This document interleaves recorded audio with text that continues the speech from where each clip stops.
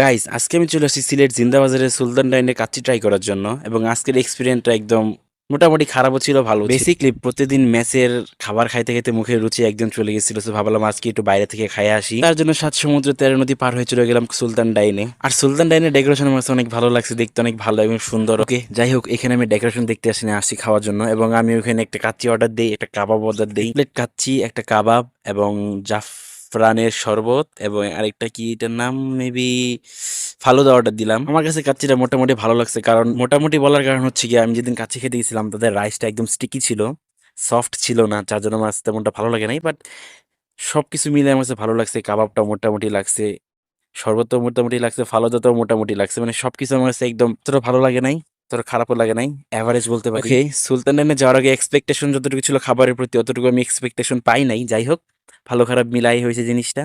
তো গাইস, আজকে ভিডিও এই পর্যন্তই, দেখা হচ্ছে নেক্সট আরো একটি